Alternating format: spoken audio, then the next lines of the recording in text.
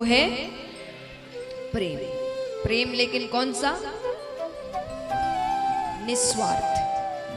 हम और आप जो करते हैं वो नहीं, वो स्वार्थ का है। जब तक स्वार्थ है, काम है, तब तक प्रेम रहता है। जहां दिक्कतें आने लगी खत्म। बोले एक छोटे बच्चे ने अपने दादा दादी से बहुत प्यारा प्रश्न किया।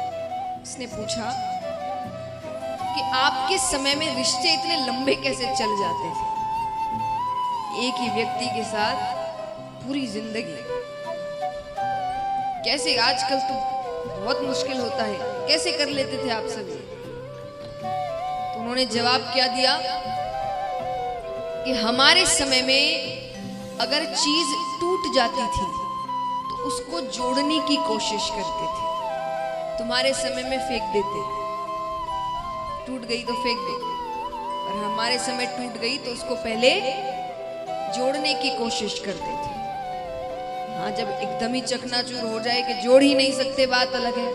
और आज के समय में कोशिश भी नहीं की जाती, टूट गई तो खत्म कर दो। तो वो प्रेम नहीं है। निस्वार्थ प्रेम भगवान कहते हैं सबसे ऊपर। भगवान अपनी हर लीला से हमें यही सीख देते हैं। भगवान की लीलाएं, भगवान की कथाएं केवल सुनने को नहीं है, समझने को है, अपने जीवन में उतारने के लिए है। ये 7 दिन सिर्फ ऐसा ना हो कि आपने कथा सुनी और भूल गए। आनंद लिया, उत्सव हुआ, नृत्य किया, और बाकी कथाएं ऐसा करोगे तो फिर कथा सफल तो नहीं मानी जाएगी। आपने सुन लिया, आपको आनंद आ गया, कोई 1-2 अच्छी बात आप इस कथा से अपने जीवन में उतारिए। भगवान हर चीज से आपको सीख देते हैं, भजनों से सीख देते हैं। हम लोग यमुना नदी बलिहारी क्यों? भगवान ने वहां पर खड़े होकर उसके तट पर बंसी बजाई है। जब मथुरा रहते थे, एक तक उस यमुना नदी के तट को देखते थे भगवान। यमुना नदी को स्वच्छ रखने के लिए भगवान ने कालिया नाग से युद्ध कर लिया था, छोटे से भगवान। और हम कितनी गंदगी रखते हैं। तो सिर्फ भजन गाने से और भगवान को उससे भक्ति थोड़ी होती है। भगवान कहेंगे अगर भक्ति, जैसे मान लीजिए आपके घर का बच्चा है जिससे आप बहुत प्यार करते हैं, वो धीरे धीरे बड़ा हो रहा है, लेकिन उसकी छोटी से छोटी चीज आप संभाल के रखते हैं। कितने पुराने खिलौने होते हैं, बच्चों के बड़े होने के बाद उनको दिखाए जाते हैं कि माता पिता ने अभी तक संभाल के रखी है उसको। क्यों क्यों रखा है आपने? प्यार करते हो बच्चे से। तो भगवान की जो प्यारी चीजें हैं, महत्वपूर्ण चीजें हैं, उनको हम संभाल के क्यों नहीं रखते? उसमें क्यों कूड़ा फेंका जाता है, प्लास्टिक फेंके जाते हैं, गंदगी फेंकी जाती है।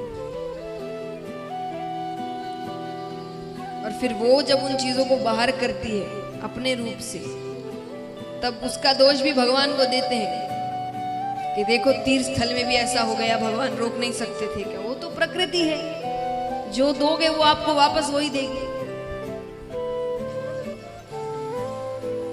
भगवान ने इसीलिए तो बार बार कहा है, जैसा कर्म करते हो वैसा फल मिलता है। वो हर तरीके से है। जो संसार को देंगे, जो प्रकृति को हम देंगे, वो वही हमें वापस करता है। बस हो सकता है उसका रूप थोड़ा भव्य हो जाता है। तो हमारा कार्य है कि जो चीजें भगवान को भी प्यारी है उनको हम स्वच्छ रखें। महाआरती इत्यादि, ये सब इतना महत्व क्यों दिया गया है? ताकि हम उन महत्व को समझे। इतनी पूजा, इतना मान सम्मान देने के बावजूद अगर हम उन चीजों को गंदा रखते हैं तो फिर भगवान कहेंगे क्या फायदा इन चीजों का, इस भक्ति का, इतना मेरा नाम लेने का, जब मेरी चीजों को ही आप महत्व नहीं देते। फिर मतलब यहाँ भी प्रेम स्वार्थ का हुआ भगवान से, कि प्रेम इसलिए है ताकि वो आपका काम करते हैं। दिक्कतें आती है तो भगवान के पास, भगवान काम कर दो, काम कर दो, तो भगवान कहेंगे बस इसी वजह से प्रेम रखा है इसने मुझसे, और मेरी एक चीज को तो वो ठीक से रखता नहीं। अब आप कहेंगे घर के मंदिर को हम सुंदर रखते हैं, तो वो तो आपका घर है इसलिए आपने सुंदर रखा है। अगर भगवान से ही प्रेम होगा तो हर जगह को आप सुंदर रखेंगे। पूरी दुनिया ही भगवान ने बनाई है, उनका ही घर है, उनका मंदिर है।